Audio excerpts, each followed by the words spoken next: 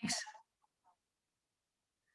Um, Thank you, Shara. We're recording the meeting, so people who can't make it are able to watch at their leisure. And apologies for the pause there. It's been, only a few years, a year of using Zoom consistently, and I still can't find the mute button. So bear with us. So we're going to move on, and I'm going to quickly, for those of you who are new to the organization or don't, haven't really closely been following us, I want to talk for a moment about our mission and values. We love to say that interfaith is who we are. Our interfaith is not who we are, it's what we do. So we work to bring members together across diverse faith backgrounds who have similar values to advance social justice policy. So we work across a range of fields, which we'll get into in a second. And these are our values that are grounding us. And that are at the center of all of the policy work that we do. I think what allows us to be able to work with so many people across so many divides is that value-based approach, focusing on what we have in common, focusing on how we can help our neighbors in need and how we can make Colorado a better state. So that's very much a part of who we are, and relationships are also at the center of our work. So for 2021, the legislative session, we had three main themes that guided our work. These themes were racial equity, economic justice, and then religious freedom and anti-discrimination. These three themes are how we selected bills, how we took stances on bills, yet we know that although racial equity and economic justice, they touch every single issue. So sometimes that didn't make the selection process the easiest, but this knowledge that these issues are interconnected is what makes our policies stronger. When we're able to walk into a criminal justice bill hearing and talk about the impacts on housing and talk about the impacts on economic justice, or when we're able to walk into a housing bill and talk about the impacts on reproductive justice, I feel like it's one of our really unique points as an organization that we're able to speak to the ways that these issues intersect and oppress people, some people more than others. So that's why we really like to have that image there of how these images intersect and work together, and how we can work in those intersections to create better policy. So I want to pass things over to Emma real quick. She's going to give an overview of the session and of the year. So Emma, thank you so much for joining us. My pleasure. Yeah, so my name is Emma Hudson, and I'm the contract lobbyist for Interfaith Alliance. And for those of you who don't know what a lobbyist does or have only seen TV shows that portray lobbyists as scary, evil entities, I want to promise you that there are many of us who show up at the Capitol every day working hard to really bring stakeholders together, have thoughtful processes, talk about unintended consequences, really thinking carefully about vulnerable populations. There's quite a few of us who are sort of working on the side of good, and I think we have a lot of meaningful allies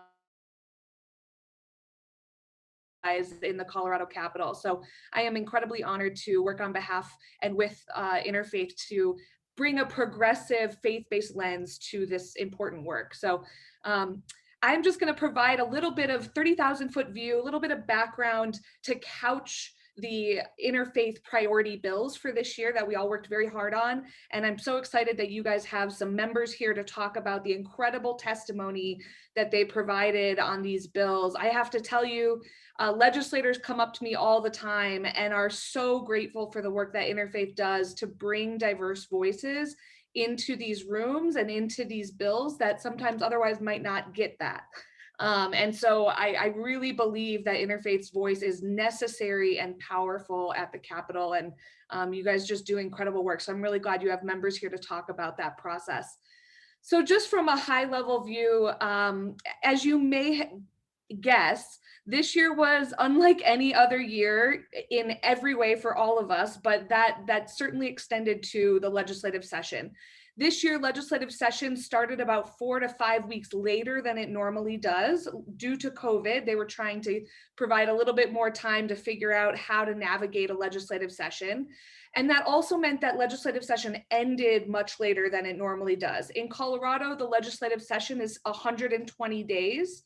And we usually start in early January and go to early May. This year we ended on June 8th, so about a month later than we normally do. It was a very interesting session for a variety of reasons. When we started legislative session, it was a true COVID session. It was masks in the building, it was health checks. They were asking the public and lobbyists to stay out of the building. Many legislators were staying out of the building. They had to ramp up technology to really change how the public interacted with the bill process. And then by the time we got toward the end of session, toward June, when vaccination rates, of course, were much higher, we started to see a much more regular approach to legislative session. So just in those few months, it was a very, very interesting shift. This year, we actually only did 116 days of the legislative session. And during that time, legislators considered 623 bills and they passed more than 500 bills. So they had a very, very, very active session. We walked into this legislative session. One of the main expectations that we all had was that this session was going to be difficult for many reasons, and one of those was due to the struggling economy. We expected that in addition to the $4 billion that had to be cut from the state budget last year, that this year was going to be kind of more of the same, and it was going to likely be a very tough budget year. I am so happy to tell you that that did not come to fruition. We started to see economists coming in and telling us in their quarterly reports that the economy was rebounding much, much more quickly than they ever anticipated. And now the economy is humming right along. We still have some issues. We still have a high unemployment rate. There's still a lot of work to be done, but incredibly, the economy rebounded much more quickly, which allowed legislators to pass a bipartisan $34.1 billion budget this session, which is incredible. It's a huge infusion of funding compared to last year when the economy was tanking during COVID. This is on top of the incredible infusion of funds that we've seen come in from the federal government. Most recently, Colorado is due to get $3.8 billion from the American Rescue Plan. And so we have a couple years to spend that money, and you might hear in your communities, they're doing a little bit of a road show to learn from Coloradans how they want that money spent. All of the money coming in from the federal government is one-time money, which means you can't typically spend it to, fund existing programs or create new programs, but it really will do a lot to help buoy the economy and support programs that otherwise were really struggling due to COVID. So from a budget perspective, it was really, really an incredible year. One of the other things that we saw happen this year that was sort of fascinating, we had as you may know, Democrats had trifecta control of the state capitol, meaning they had control of the House, the Senate, and the governor's office. And so, and by quite a huge margin, actually. So in the House, they had a 17-person margin above Republicans. In the Senate, they had a 5 margin. And of course, the governor is also a Democrat. So we walked into legislative session expecting major Democrat priorities to be quickly processed through the legislative process. However, what came to happen this session was a little bit more nuanced. Typically, we have 2 caucuses, the Democrat caucus and the Republican caucus in each chamber. What we saw this year was more like 3 or even 4 caucuses, more than ever before. We had a liberal Democrat caucus, a moderate Democrat caucus, and a Republican caucus. And some would even say that the Republican caucus was pretty split between moderates and more conservative Republicans. And what that did is it led to some infighting between these caucuses that had major impacts on progressive causes and progressive bills. So part of what we saw was that in the House, for example, even though Democrats had a 17-person majority, moderate Democrats were yielding such incredible power because without moderate Democrats on board, bills could not get out of committee. And so we saw these moderate Democrats yielding incredible power over progressive causes. And I'm sure Melanie will talk a little bit about this as she goes through some of the interfaith bills.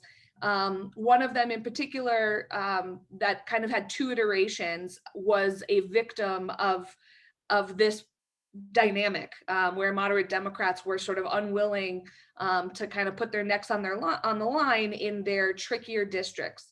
So that was one sort of political ramification that we all saw this year.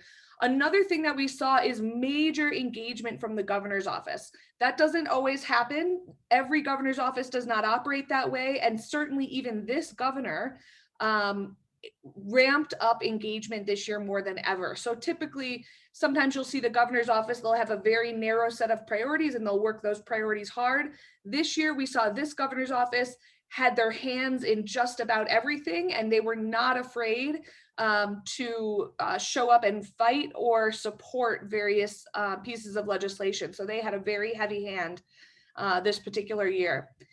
All of that said, what was interesting is big ticket legislation like transportation funding reform, marijuana regulation, energy and climate change, even some criminal justice bills, some housing bills, et cetera. Many of them had bipartisan support, at least one Republican signing on.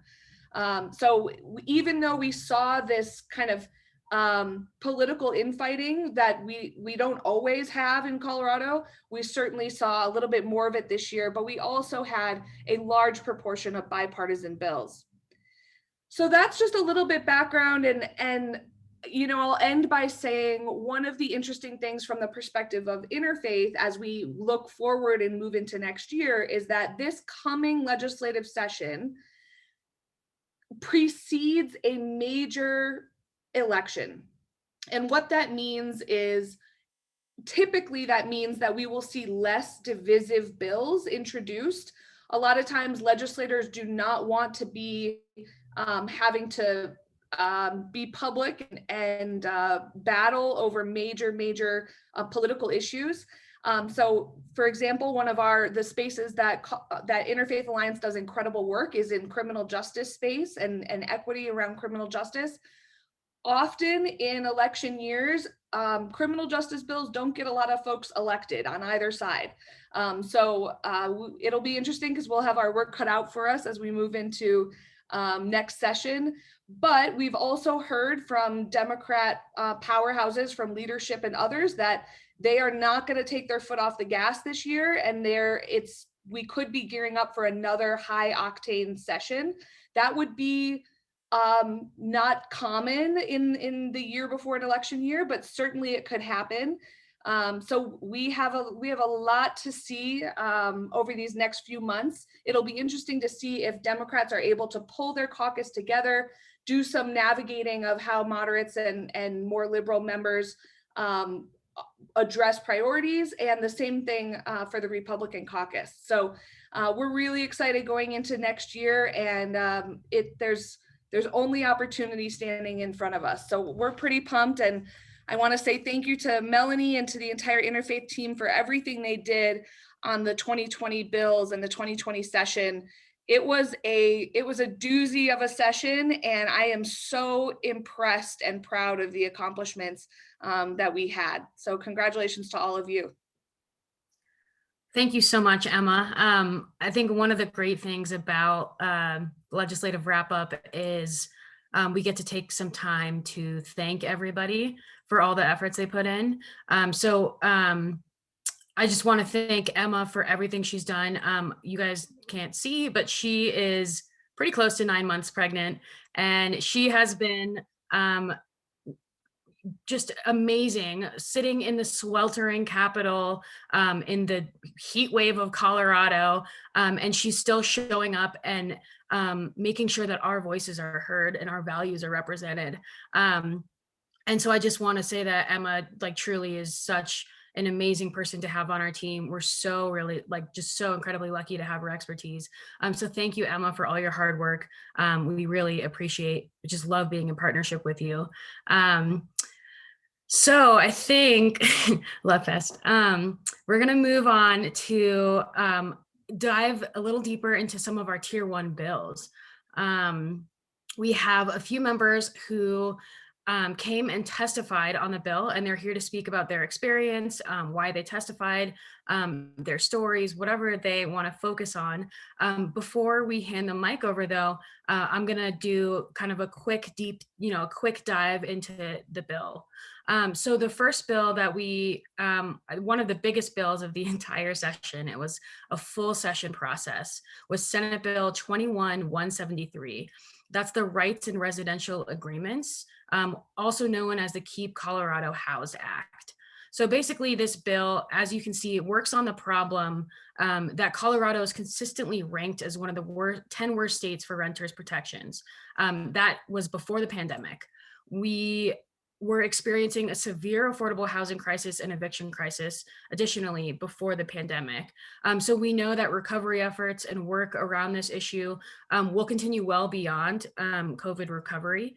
But this bill was primarily focused on just mitigating evictions, making sure that we could increase fairness in the eviction court process, shift the balance of power, not from landlords to renters, but shift the balance of power to equity, closer to equity. And we did that by working to limit late fees to prevent housing instability, and then working to adapt the eviction court process, and kind of stymie the flow from evictions directly to homelessness.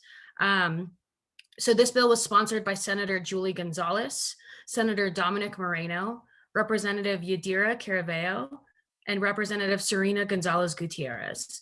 To summarize what we accomplished with this bill, because it was such a process, the end result of this bill looks very different than the beginning result of the bill. It took a lot of compromise. It took a lot of conversations. It took a lot of weekend and Saturday meetings. But the end result is that Senate Bill 173 passed the Senate concurrence and it's currently one of the most progressive cure periods for evictions in the country.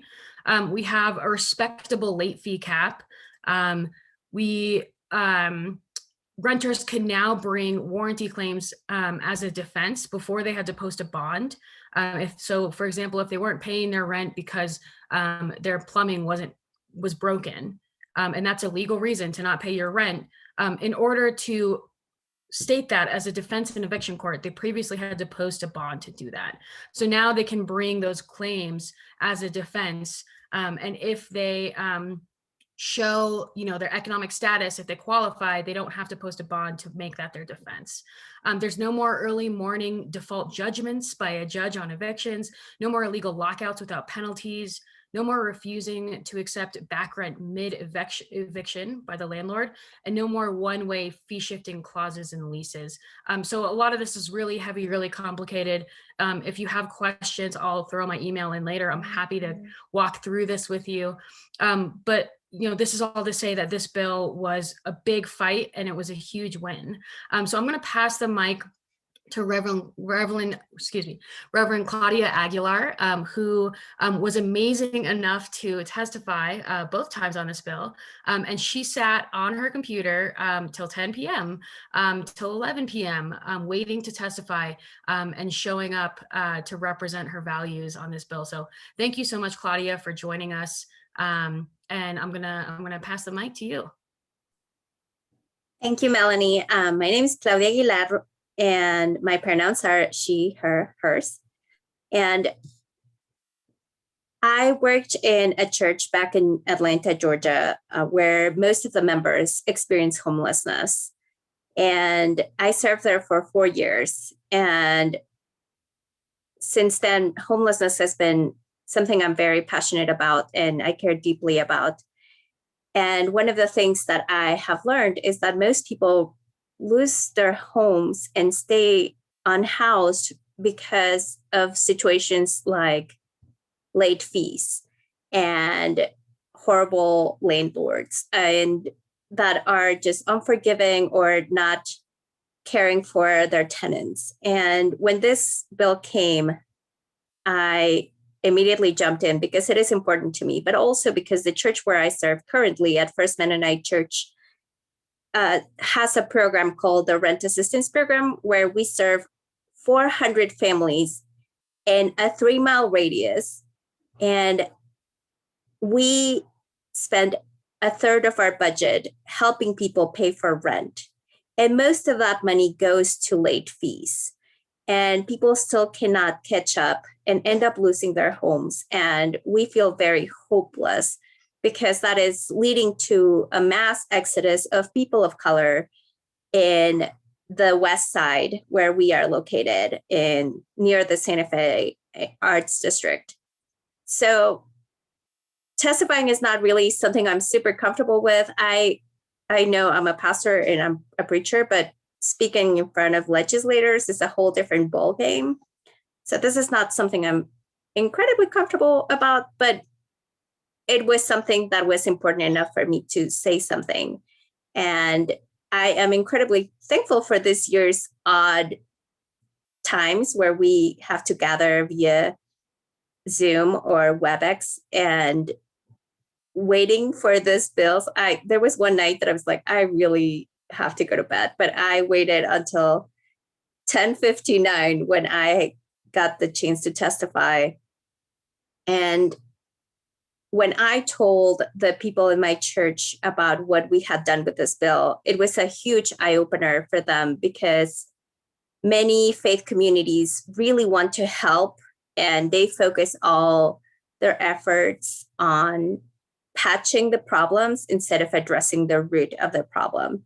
So I know that for upcoming legislative sessions, I am recruiting a good group of people who are willing to speak up and use the work that we do, not just as a patch or a Band-Aid for a problem, but also as a way to have some leverage in the conversations. And I'm just very thankful for the Interfaith Alliance for inviting me, for Melanie and all the work she did prepping and waiting right there with me and all this process. And I am just very happy that it passed in its strange form. And I know there's more work to do in the next year.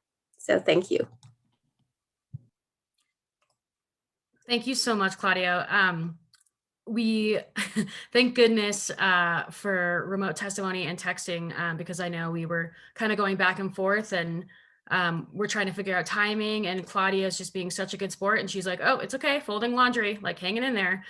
So I'm just so grateful for the ways that this pandemic shaped the session a little differently and allowed people to participate who might not usually participate in testimony at 11 p.m. On a weekday night. So again, thank you to Claudia. We're going to move to the next bill. And this bill is Senate Bill 62, Jail Population Management Tools. I'm also linking in Senate Bill 21273, Pretrial Reform. So this bill was spearheaded and led by ACLU of Colorado, our close partners in a lot of work that we do.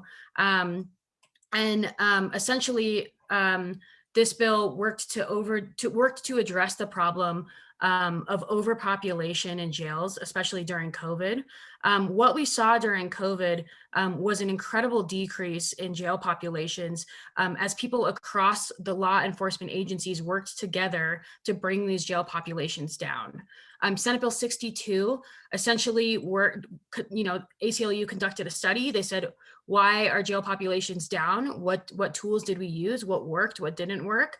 And from that study, they crafted this bill that worked to address over, pretrial detention that harms our most vulnerable communities. We know that Black people make up less than 5% of Colorado's population, but they account for more than 15% of those in Colorado jails. We know that people in jail are 4 times more likely to have disabilities than in the general public, and more than half of people in jail have psychiatric disabilities. We also know unhoused people make up less than 1% of Colorado's populations, but account for 18% of Coloradans in jail. So this is a system that is unjust, targets minority populations, and the aspects of both of these bills essentially worked to level the playing field for people who are poor. People who are poor and cannot pay money bonds end up in jail. Like the story of Michael Marshall, who died in jail because he was unable to pay a bond. These bills were also a big fight. ACLU built an incredible diverse coalition that we were proud to join. And I'm going to pass the mic over to Reverend Corbin Toby Davis, who testified on Senate Bill 62. Thank you so much for joining us, Reverend. Thank you, and appreciate your casualness. I was in a in-person planning retreat all day. But yeah, I echo a lot of the sentiments that I've heard. I just feel really grateful for all of the work behind the scenes to organize this. I'm currently the executive director of the Rock Center, and we run a program with the Storytellers Project, another community-based nonprofit, working with formerly incarcerated folks to kind of build resilient skills, who want to return to society, return to their families. And, part of my journey is not one that was entangled in the incarceration system, but the more that I've been engaged in this work, the more I recognize how when we talk about systemic racism and systemic injustice, this is one of the places that it manifests most in our society. And, a big advocate for second chances and for opportunities for folks to re-engage with life choices that lead toward health and healing. And candidly also seeing how the system in and of itself is designed to be opposite of reforming. I'm trying to be gentle with my wording, but it's really a system that is not set up for success for those that are impacted by it. And so for me, it was just an honor and a blessing to bring that sort of faith-based perspective to this conversation, to bear witness to the reality of a system that is in dire need of reform, a system that does not see the humanity of those involved in these spaces. And part of my testimony was to bear witness to that so many of these folks that do get involved in our criminal justice system, from my encountering and my experiences, are victims in and of themselves of crimes, right? So there is this cycle that is perpetuating.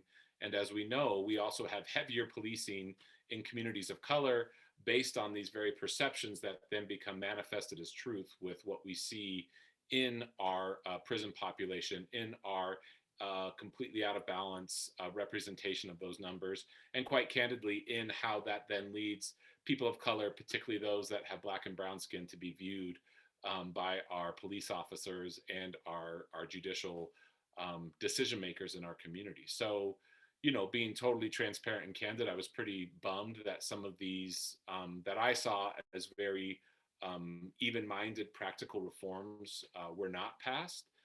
And for me, it also shows how much work we have to do on destigmatizing some of these labels that we apply in society, and sort of this way that those impacted by the justice system are often created as boogeymen and women, without actually seeing the full humanity and giving ourselves that moral imagination to reimagine what this system could look like if it was more based on actual reform, actual healing, actual transformation, versus this model of punitive, disproportionate punishment style of justice that we have right now. So I'm super grateful for the work that is being done behind the scenes. I'm super grateful that I get nagged to show up in a really beautiful, healthy way, and that I get to come and just be present and speak the truth.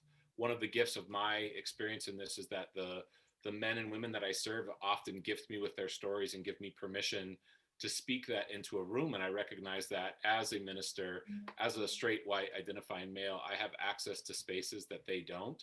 And I also feel like too often we expect people who have been disproportionately impacted to be the voices of the voiceless. And I think it's actually should be reversed, that those of us that have not been impacted have some deep listening and some deep truth speaking to do. And so part of my desire, and I spoke this to Melanie and to Tamara, is to engage with other faith leaders that are interested in how do we cultivate these conversations, not just on an advocacy level, but begin to see the humans and the lives that are impacted and begin to imagine other ways of doing this sort of restorative justice process that is not currently present in our system. So I feel humbled and honored to be invited to speak, representing these people, representing the incredible work here that has done so much happening behind the scenes. So I'm just grateful for Melanie and Tamara, who are my, the ones that I'm most connected with, but all the other staff members and volunteers and board members that really make this organization go. So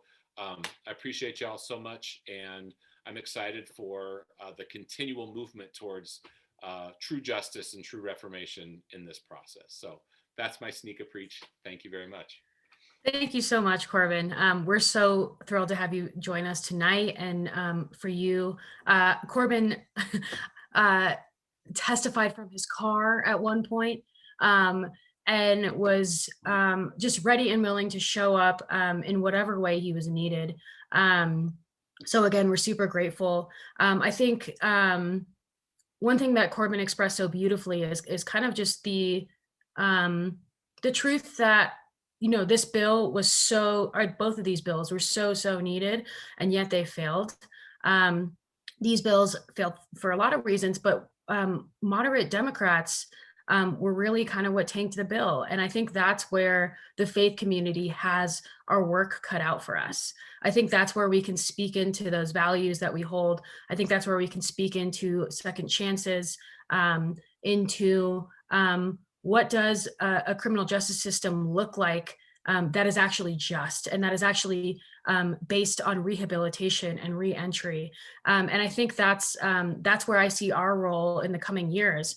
And that's why we continue to show up for criminal justice bills. That's why we're on call for our beloved partners, the ACLU, CCJRC, and I just want to kind of prime you guys for me to be reaching out to you, our members, because we need to call in our legislators. We need to call in our representatives and ask them to show up and put the work in to correct these systems that cause so much harm. So thank you again, Corbin. Moving right along to the next bill, we have House Bill 21-1072, Equal Access for Out-of-Home Placements. This was a bill that was led by One Colorado, and we joined in partnership with them to make this happen. This bill is also being run on a national level in Congress, and it's called the Every Child Deserves a Home Act, essentially. So this bill is modeled off of that federal act. The problem basically is that agencies who receive state funding, foster care agencies, adoption agencies, are not held to standards of not discriminating against religion of adoptive parents, against LGBTQ identities of adoptive parents, and then also vice versa, children who identify as LGBTQ face discrimination in finding placement. So this bill essentially comes from the idea that if you're receiving state funding, even if you're a private entity, if you're receiving state funding, you should not be able to discriminate against a child based on their identity, against a family based on their identity. And the problem really is clear, right? There's currently more than 8,000 children in Colorado's foster care system who need loving homes, and 2,000 qualified foster parents across the state. That's the number that we have currently. So there's a 6,000 gap that we need to fill, and that's not filled by discrimination and exclusion. So for this bill, we were super fortunate to have Pastor Wayne Laws testify on this bill. So I'm going to let I'm going to let Wayne share his experience. Thank you for joining us, Wayne.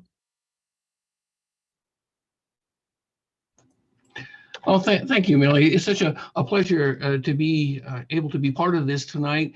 And like my friend Corbin said, it is an honor and a humbling experience to be able to bring a voice and testify on these bills. It's a very simple way, I think, to put our faith into action. And I think, as Emma said, it's very critical, I believe, to bring that progressive faith voice to many of these bills. Sometimes that voice is not heard. So I really thank the Interfaith Alliance for giving us the opportunity to bring our voice to these bills.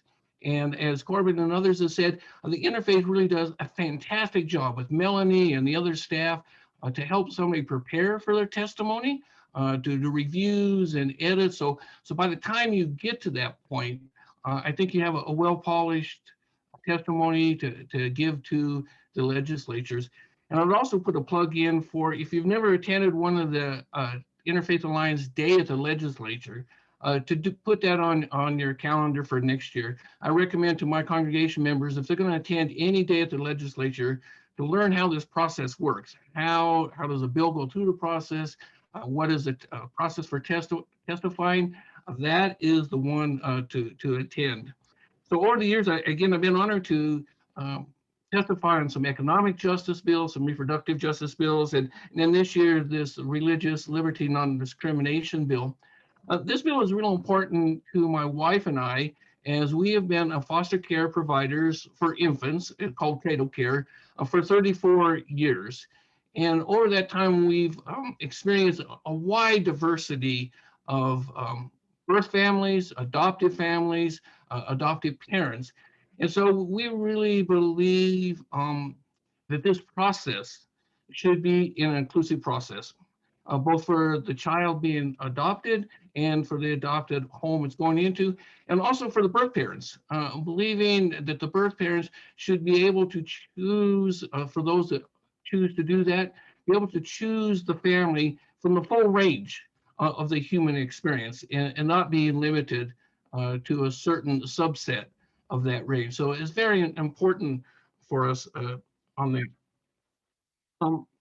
Also, the other thing, one of the other things that this bill did that we feel is very important is it included a training component for foster care providers, which we believe is really important. The agency we work with has been a fully inclusive agency for many years. In fact, they were the first agency in Colorado to win or get the seal of recognition from the Human Rights Campaign's foundations, All Children, All Families. And so it was very important for us, and that's why we chose to work with that particular agency, is because of their inclusiveness. We actually had to complete this training even before it was into law, and we found the training very, very beneficial. And so I think that was a very key component of this bill also for us, was for the training. So again, we just want to thank the Interfaith for the opportunity each year. And I would encourage others, if you've never done this, to consider stepping out and doing it. It can be a little intimidating at first, but after you do it once, and especially if you do it with Interfaith and how they help you prepare for it, it's a very easy process, and I think very fulfilling. For me, the hardest part of it is I don't know any preacher that can even call somebody to dinner in 3 minutes time. So trying to get to say something in 3 minutes is usually the skillful part of this. And it was kind of interesting this year in our bill when we testified, for some unknown reason, they actually limited the testimony to 2 minutes. So we were rushing through our testimonies to get them squeezed in that 2 minute times. So again, thank you, Melanie. Thank you, the Interfaith Alliance. Thank you, Emma, for all the hard work. A little bit that we do in this testimony is nothing compared to the hours and hours and the research and work that you all put into it. So thank you so much. And thank you for this opportunity. Thank you, Wayne. I want to say to all the members on, I promise we did not pay them to come on and shower us with love, but I think it's just super indicative of the relationships that we work to build with our members, the work that we aspire to do together in partnership. So you all, thank you. And you don't have to thank us anymore. we're equally grateful for you. And moving on to one of the last bills that we're going to kind of do a deep dive feature on. This bill is House Bill 21-1108. And that's gender identity expression and anti-discrimination. It's a long name. And this bill was also led by One Colorado, which is a nonprofit organization focusing on LGBTQ rights. So we partnered with One Colorado to make this bill happen. And this bill was actually one of the bills that really dove into the definition of religious freedom and what it meant, what the First Amendment means for right to practice your religion, but also the Establishment Clause, which is that one religion cannot be established above another. And a lot of the arguments that we heard legislators kind of respectfully make against this bill was that they felt that this bill was an impingement on religious freedom. And so that was really something that we had to kind of rise to and speak to. I'm going to pass this to Sam Carwin, who is Interfaith Alliance's reproductive educator and oh my gosh, Sam, I'm so sorry. I'm going to let advocate. I woke up with a migraine this morning, so apologies for the word blurbs. And Sam, I think one thing that Sam can talk about is this bill established, protection under the Colorado Anti-Discrimination Act for gender identity and gender expression. Previously, that protection wasn't there. And so Sam is going to talk about why that's so important and why it's important to have those definitions updated and current for legal reasons so that people are protected against discrimination in housing, education, employment, etc. So thank you, Sam. No problem. First, I just want to say happy Pride Month, because it is Pride Month. For those who are celebrating, especially when we're talking about this bill, it is crucial to me that we have policy. We hope that individuals will care for their neighbors and show them the love and respect that everyone deserves, but we know that oftentimes we have to lead with policy. And so when we lead with policy and we lead with laws, that we ensure that people's rights are protected. And that is the goal, is that everyone's individual rights are protected and that they don't have to experience discrimination. It's important to define things. Oftentimes, people's individual knowledge isn't always as up to date as others. And so being able to spell it out and let everyone know this is what we're talking about when we say gender expression, this is what we're talking about when we say gender identity, make sure that everyone's on the same page of who's protected, what discrimination looks like, so that allows individuals who do experience discrimination to know, oh, that includes me, and this is what recourse I have because of my experiences. This bill, the other thing I think is important is it's across the board. So it's not just saying only in this one setting or that setting, but recognizing as a state that we cannot discriminate in any setting, that everyone deserves the right to have the job that they want and not experience discrimination there, in their housing, in their school, or anywhere else that they may be, regardless of what that individual employer or building manager may believe or think, that our values are our personal values and they cannot supersede another's rights to care and to experience the fullness of their life. And so I am grateful for this bill and for the opportunity to know that people are protected for showing up as they show up whole, and no one can tell them what they can and can't do or face recourse if they do. Thank you so much, Sam. One of the members who testified on this bill, her name was Marjan Clausen, and she just gave the most beautiful testimony from a faith perspective about coming to accept her now son's transition from female to male. And she spoke a lot about how the resistance that she felt was kind of rooted in her faith, but also the acceptance that they came to come that they came to as a family was also rooted in her faith. I think that that testimony was super foundational for a lot of legislators' understanding of why this protection is so needed, and of how faith can be dynamic and is not one-sided, and faith is not always saying one thing. And that's something that we try to do in our testimony, is even if we're not, even if we're not going to change the outcome, we're at least going to work to broaden the conversation. And we're going to bring rabbis, we're going to bring pastors, we're going to bring imams, we're going to bring people who are spiritual but not religious, because we want people to understand that when we say faith perspective, we mean faith perspectives, so many different perspectives, so many different backgrounds, so many different identities rooted in these values. And so that's something that we really try to do, is just broaden the conversation. I'm going to move on to the next slide because I get to talk about one of my favorite moments this session.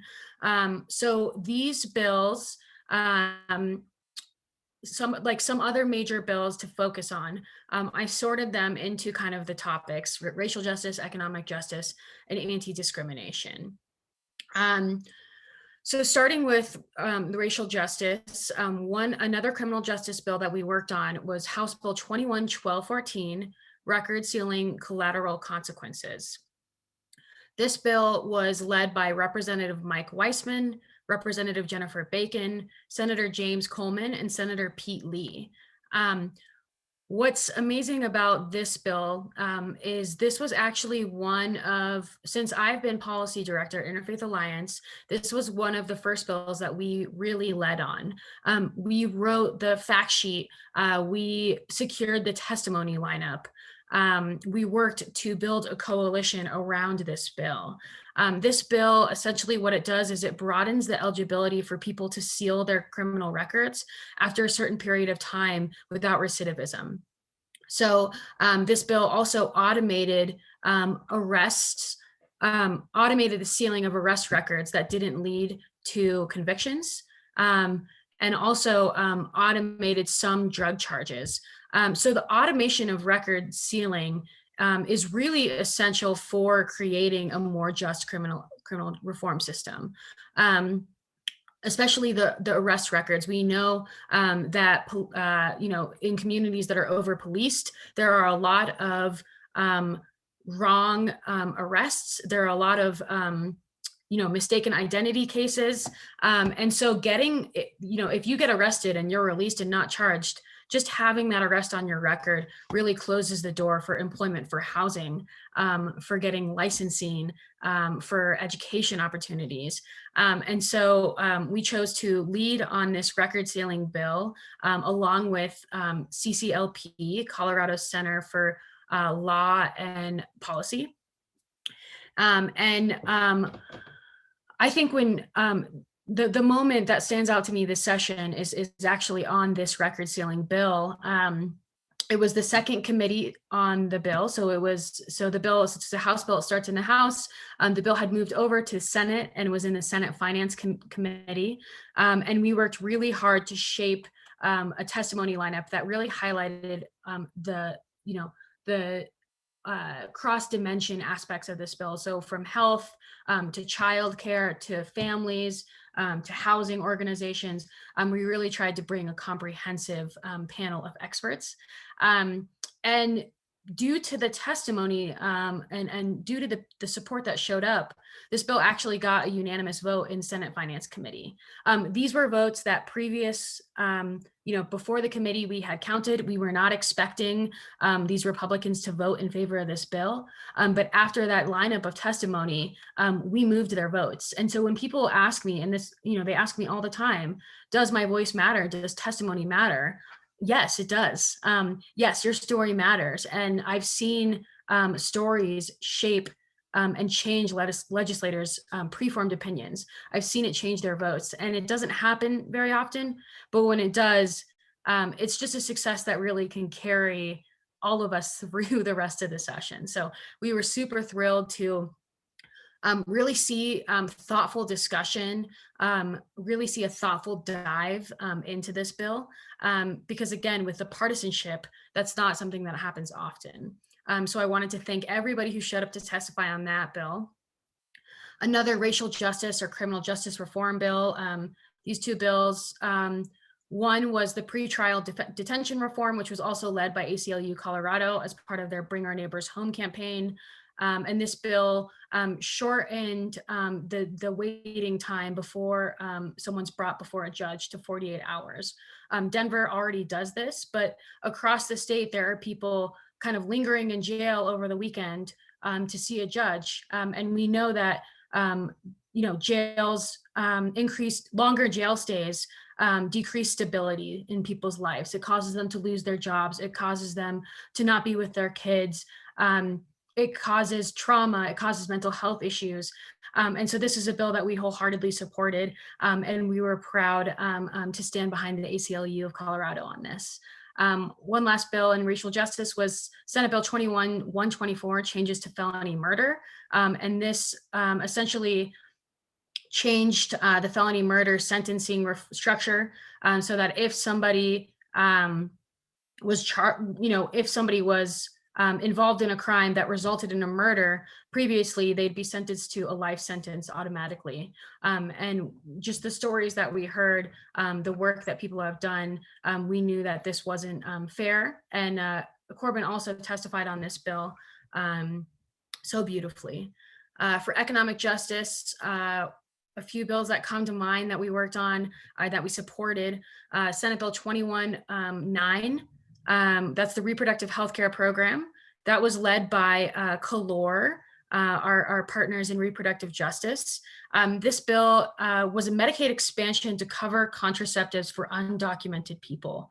This is another one of those bills that really stretches across issue areas. It covers reproductive justice. It covers economic justice.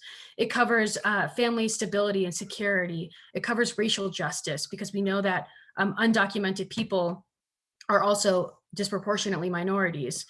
So this is another one of those bills that really beautifully illustrates how issues really affect people across their lives, across multiple issue areas. And this bill passed. It was a major success, and that was all due to the hard work of our partners, Calor.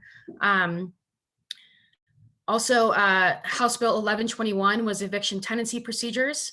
That was spearheaded by one of our former employees at Interfaith, Representative Eman Judah. And this bill essentially lengthened the amount of time between eviction and having to leave your home. So it gave people time to pack. It gave people time to find a new place. And again, it's just looking at the direct connection between eviction and homelessness, and working to, just create some bridges so that people aren't stuck and left hopeless, or even just even another day or an extra day can really make a difference in people's lives. Finally, another bill that we're highlighting is an anti-discrimination bill, House Bill 21-1060, a U visa certification bill. I know a lot of these bills are very kind of tough to describe. And I do want to point, just highlight that in the next month, our 2021 legislative report is coming out. And that will break down a lot of the bills, a lot of the stances that we took. So keep an eye out for that report. But this U visa certification bill, essentially, people who are undocumented and are victims of crime can apply for a U visa while they're dealing with court proceedings. And this was a really important bill for us to work on because of our stances of racial justice, economic justice, and the way that the faith community really serves as a resource for undocumented communities. So Interfaith Alliance of Colorado over the past session tracked 49 bills in the 2020 legislative session. That's an immense number of bills. As an organization that doesn't focus in one area like health or criminal justice exclusively, poor Emma, our lobbyist, has to work really hard to track close to 50 bills for us throughout the session, throughout every stage of that process that these bills move through. The bills that we tracked, the 49 bills, 42 of them passed and became law, and are now pending the governor's signature to to become law. And ultimately 41 of the bills that we supported or opposed resulted in our desired outcome. So we had a really successful session. And I think the bills that didn't pass, we learned a lot from. We learned about process, we learned about partnership, and it's something that we don't take lightly, showing up for our partners and showing up together to make the state a better place. Additionally, we couldn't have done all of this work without the amazing people who showed up to testify either remotely or submitted written testimony. You know, I just want to take a moment to read everybody's names, because while it was a weird session, we really did try to kind of cut down on member testimony just because of logistics, because of being remote. We still had a significant number of people show up to testify. That was Reverend Roger Butts, Reverend Nori Rost, Reverend Wayne Laws, Reverend Claudia Aguilar, Jen Lopez, Reverend Brian Henderson, our board chair, Caroline Kinzer, Reverend Corbin Toby Davis, Reverend Greg McDonald, Reverend Heather Hagendorf, Reverend Amanda Henderson, Reverend Dr. Robert Davis, Sue Torfin, Pastor Howie Close, Rabbi Yvette Lutman, Marjan Klassen, Rhett David North, and Nabi Hassan. So thank you everybody for your curiosity, your faith, your engagement, your support. All of the people who testified this session will be receiving a gift in the mail, and that's been sent out today. So keep an eye out for those letters and the gifts to come as a token of our appreciation. And I do want to open up the floor for any questions. I know we covered a lot of material, so please feel free to type any questions in, and we can take a moment to kind of to answer those questions.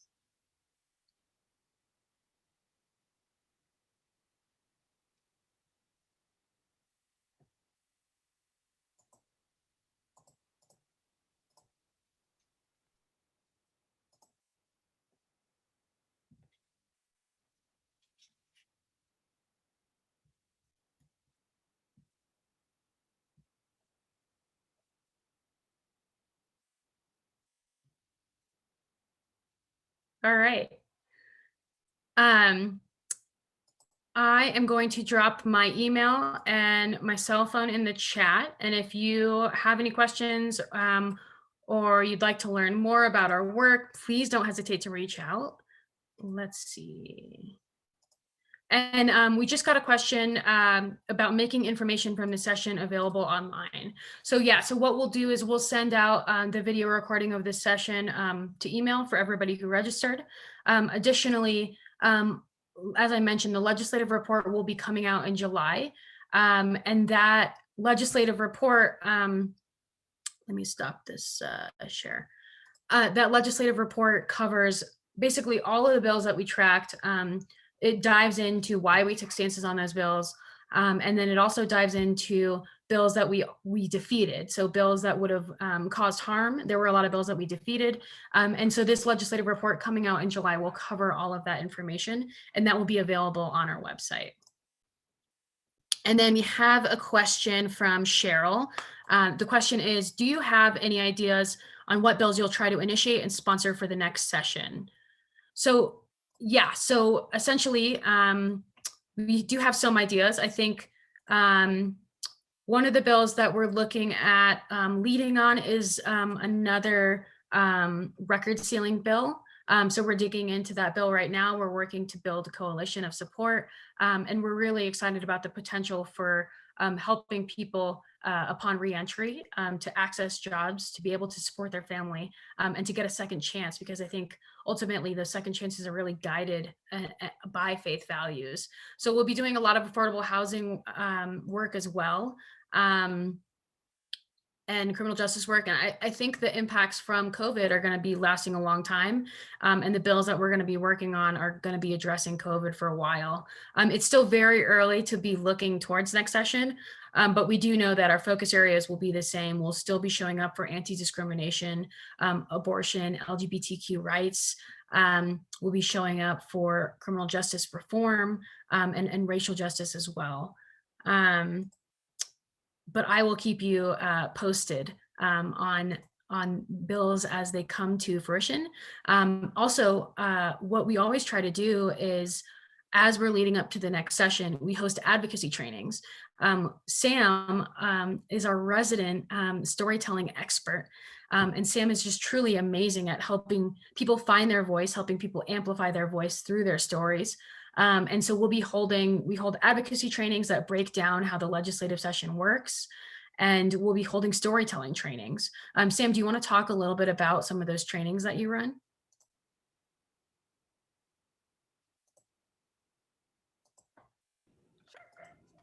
So really the goal of storytelling sessions is to provide an opportunity to help people frame their stories, to make sure that your story can have the impact that you desire and stay true to your own voice. And so in those trainings, I have a conversation, I provide you some framework, some do's and don'ts, some prep stuff to do before sharing your story, after sharing your story, but really just help people craft. How do you share your story in a way that's authentic and can help legislators understand the impact of the bills?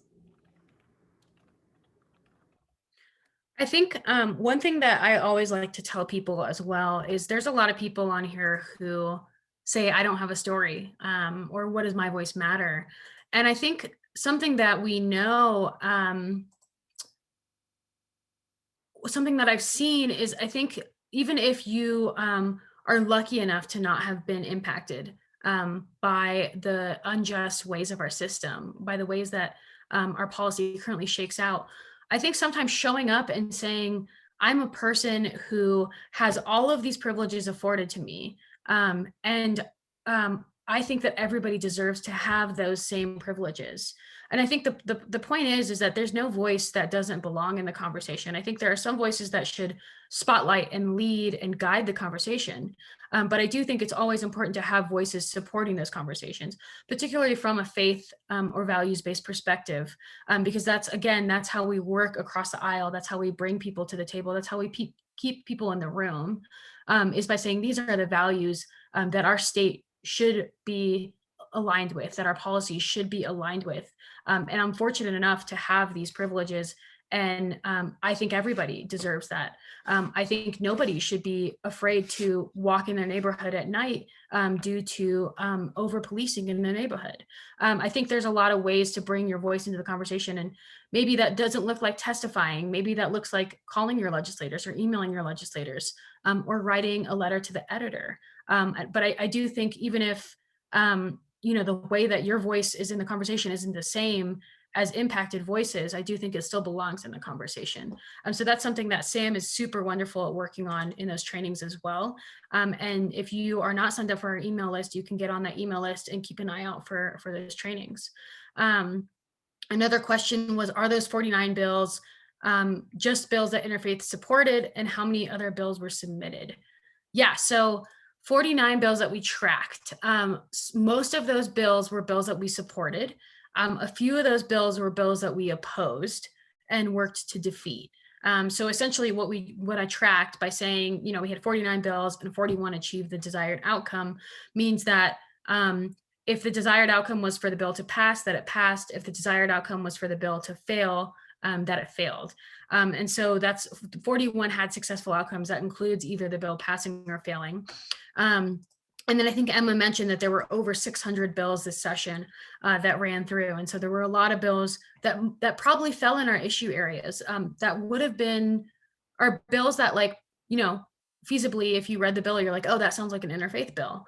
But there were bills that we really have to be strategic and choose where our voice can be most impactful and most needed in the conversation. A lot of where we choose to use our voice is guided by our partners, is guided by the people who are leading the bill, is guided by people on the ground who are impacted by the bill. And that's something that we've really tried to be intentional about, is what the bills that we lead on, we really want to make sure that we are the right voices to be leading on that bill. So that's a lot of how I think those bill stances are kind of chosen, and it's really worked through a process between myself and Emma and the team to take stances on which bills, and identify where our voices are needed, where our voices are not needed, but it's still a bill that we support, etc. So there's different tiers and levels of support, and the legislative report will break all those levels down for you all. Are there any other questions? And I think I dropped my email in interfaithallianceco.org for everybody. Please feel free to reach out. And what we'll do is we'll send a follow-up email to everybody who registered with the video of this event. And then the legislative report will come out. My goal is a month from the end of session. And that's usually when the governor signs all those bills into law. So we will be reporting on which laws we had a hand in making happen.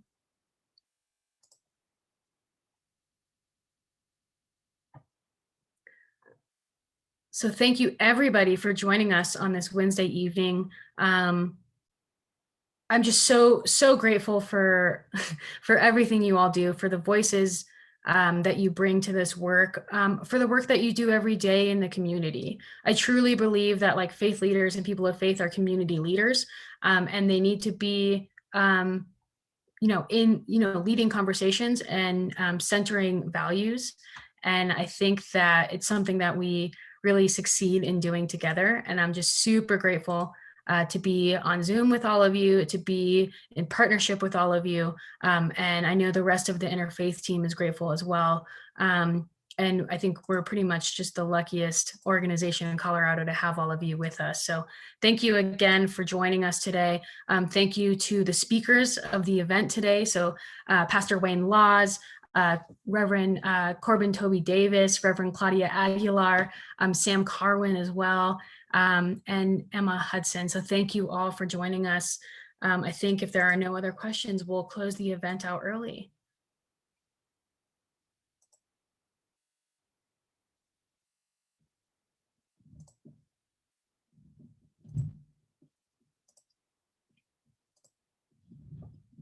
Alrighty, friends, keep an eye out for that email and keep an eye out for that legislative report. It is in the works as soon as I take a much needed vacation. So thank you all, and please enjoy your summers.